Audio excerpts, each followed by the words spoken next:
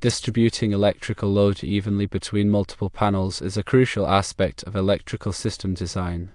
Doing so ensures safety, efficiency, and future expandability. In this case, with a 600 amp service feeding 3 200 amp panels, it's important to understand how to distribute the load effectively. There are several reasons why even load distribution is recommended. Firstly, it prevents overloading any single panel, which could lead to trip breakers or, in more severe cases, electrical fires. Secondly, it enhances the efficiency of the electrical system. Unevenly distributed loads can cause voltage drops and increase power loss. Thirdly, by ensuring that no single panel is at its maximum capacity, you create room for future electrical expansions without the need for extensive rewiring. There are several techniques to ensure a more even load distribution. Equal distribution by area is one such method, with the first step involving allocating approximately 1/3 of the house's square footage to each panel. This gives you a rough estimate of how the load will be distributed geographically. However, square footage alone isn't enough, as different areas have different load demands. The next step should be specific appliance assignment.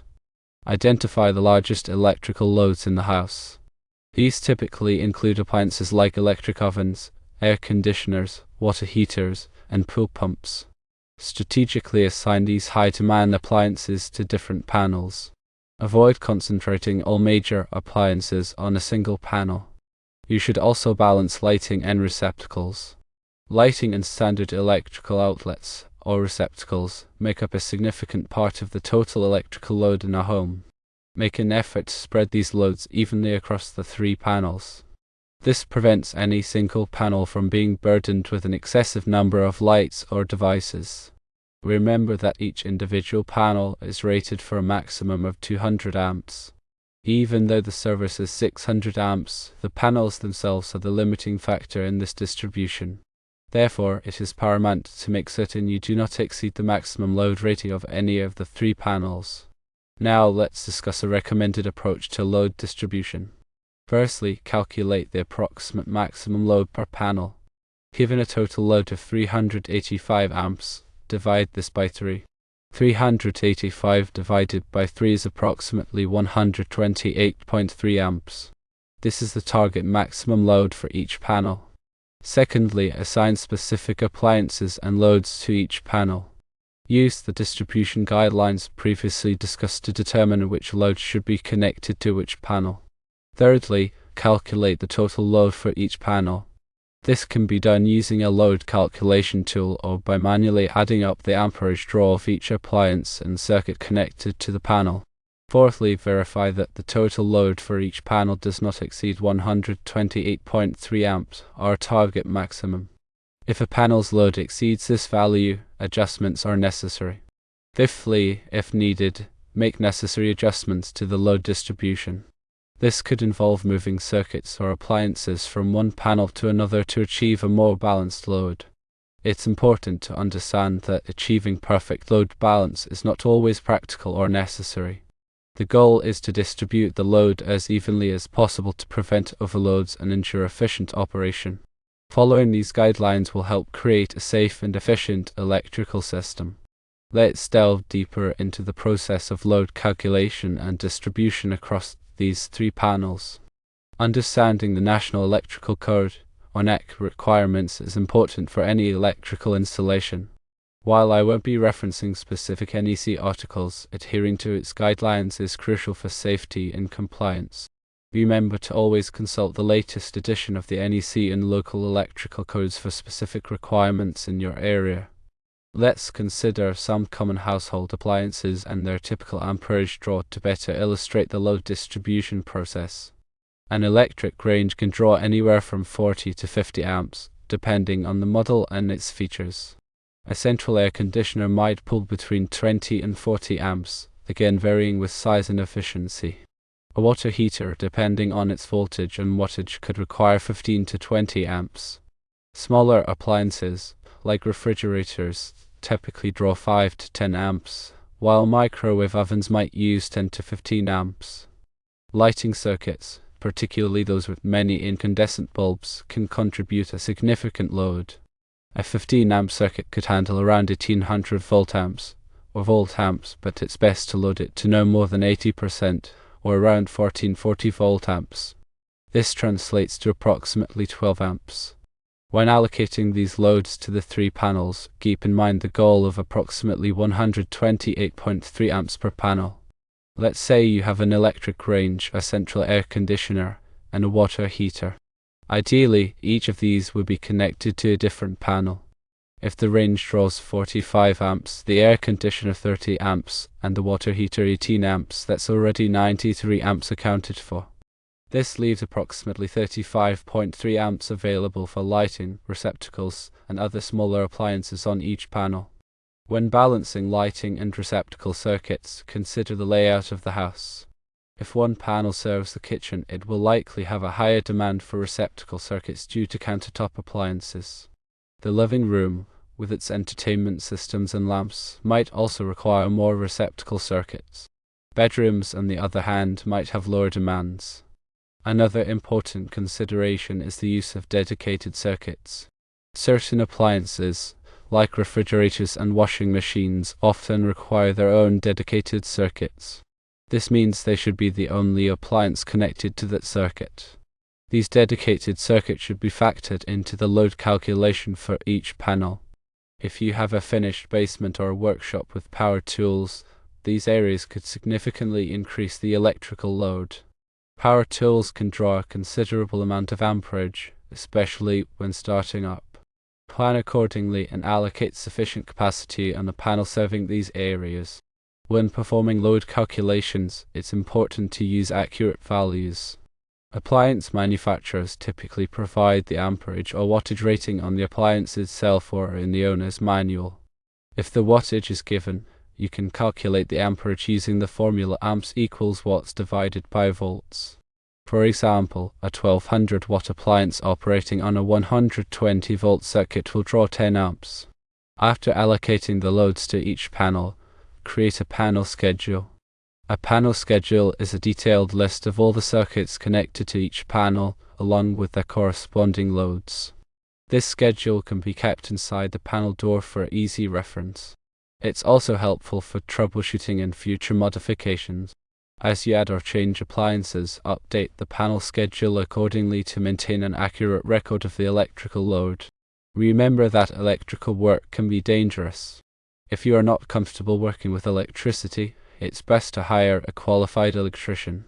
A professional electrician can perform load calculations, distribute the load evenly, and ensure that the electrical system is safe and compliant with local codes. Furthermore, consider the potential for future expansion. If you plan to add a home addition, install a hot tub, or purchase an electric vehicle, these additions will increase the electrical load. It's wise to overestimate the future load and provide extra capacity on each panel to accommodate these changes. This may involve running larger conductors or even installing additional panels. Also, remember to consider voltage drop. Voltage drop is the decrease in voltage along a conductor due to its resistance. Excessive voltage drop can cause appliances to operate inefficiently or even damage them. The longer the conductor and the higher the amperage, the greater the voltage drop. To minimize voltage drop, use conductors of the appropriate size and keep wire runs as short as possible. There are many online voltage drop calculators available to help you determine the appropriate conductor size for your application. Let's look at some specific scenarios. Imagine one panel serves the kitchen and laundry room. The kitchen will have a refrigerator, microwave, dishwasher, and several countertop appliances. The laundry room will have a washing machine and dryer. The refrigerator and washing machine should each have their own dedicated circuits. The microwave and dishwasher can share a circuit, but it's important to ensure that the total load does not exceed the circuit's capacity. The dryer will require a 240 volt circuit and a dedicated breaker. Now, consider a second panel that serves the living room, dining room, and bedrooms. The living room will have a television sound system and lamps. The dining room will have a chandelier and perhaps a small appliance like a coffee maker. The bedrooms will have lights, fans, and electronic devices. Spread the lighting and receptacle circuits evenly across these rooms. The third panel could serve a finished basement or a workshop. The basement might have a television, gaming console, and lighting. The workshop will have power tools like a table saw, drill press, and grinder. Power tools can draw a significant amount of amperage, so it's important to allocate sufficient capacity on this panel. Consider installing a separate subpanel in the workshop to isolate these heavy loads. When selecting circuit breakers, choose the appropriate size for the circuit and the appliance it serves.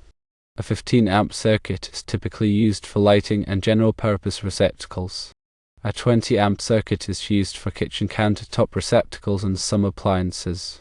Larger appliances like electric ranges, air conditioners, and water heaters will require larger breakers. It is important to understand that different types of circuit breakers have different purposes. Standard circuit breakers are designed to protect against overloads and short circuits. Ground fault circuit interrupters, or GFCIs, protect against ground faults, which can cause electrical shock. Arc fault circuit interrupters, or RFCIs, protect against arc faults, which can cause fires. GFCIs are required in wet locations like bathrooms, kitchens, and outdoor receptacles. RFCIs are required in bedrooms and other areas where arc faults are more likely to occur. When installing the panels, ensure that they are properly grounded. Grounding provides a path for fault current to flow back to the source, tripping the circuit breaker and preventing electrical shock. Connect the grounding electrode conductor to a grounding electrode, such as a ground rod or a metal water pipe. Also, bond the metal enclosures of the panels to the grounding system. Remember to label each circuit breaker clearly and accurately. Use a permanent marker or label maker to identify the circuit each breaker controls. This will make it easier to troubleshoot problems and perform maintenance in the future. In addition to load calculations, it's also important to consider the demand factor. The demand factor is the ratio of the maximum demand of a system to the total connected load. In other words, it's a measure of how much of the total connected load is actually used at any given time. The NEC allows you to apply demand factors to certain types of loads, such as ranges, dryers, and air conditioners. This can reduce the calculated load and potentially allow you to use smaller conductors and circuit breakers. However, it's important to use demand factors carefully and only when permitted by the NEC. Overuse of demand factors can result in an undersized electrical system. Let's consider another approach to distributing the load. We can look at the types of circuits used.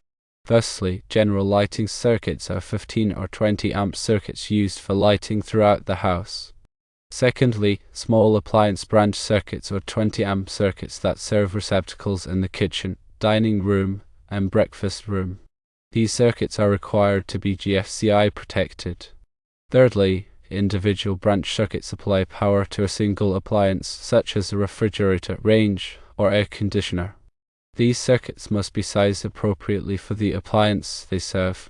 Fourthly, multi-wire branch circuits share a neutral conductor between two hot conductors. These circuits can save on wiring costs, but they must be installed correctly to avoid overloading the neutral conductor.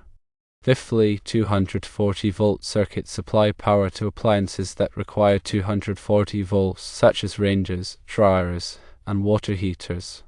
These circuits require a double-pole circuit breaker. When planning the layout of the electrical system, consider the location of the panels.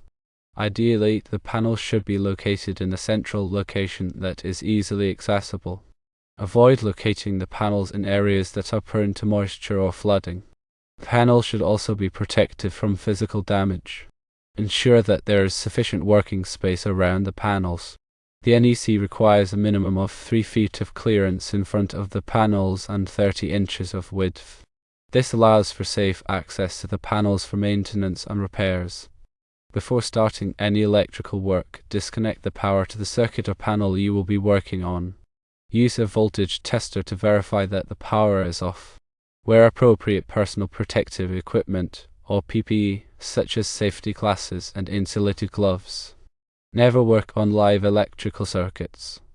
When running wires, follow the NEC guidelines for wire sizing, conduit fill, and support. Use the correct type of wire for the application. Secure the wires properly to prevent them from being damaged. Avoid running wires through areas where they could be exposed to heat, moisture, or physical damage. Inspect the electrical system regularly for any signs of damage or wear. Check for loose connections, cracked insulation, and corroded contacts. Replace any damaged components immediately. Have the electrical system inspected by a qualified electrician periodically to ensure that it is safe and up to code. This is especially important in older homes. Consider using energy-efficient lighting and appliances to reduce the electrical load. Light-emitting diode, or LED, bulbs use significantly less energy than incandescent bulbs. Energy Star appliances are designed to be more energy efficient than standard appliances. By using energy-efficient products, you can reduce the electrical load and save money on your electricity bill. When adding new circuits or appliances, perform a load calculation to ensure that the electrical system has sufficient capacity. Avoid overloading the existing circuits. If necessary, upgrade the electrical service to provide additional capacity. Remember, electrical work can be dangerous. If you are not comfortable working with electricity, it's best to hire a qualified electrician. They can perform the work safely and ensure that the electrical system is up to code. By following these guidelines, you can distribute the electrical load evenly across 3 200 amp panels and create a safe and efficient electrical system.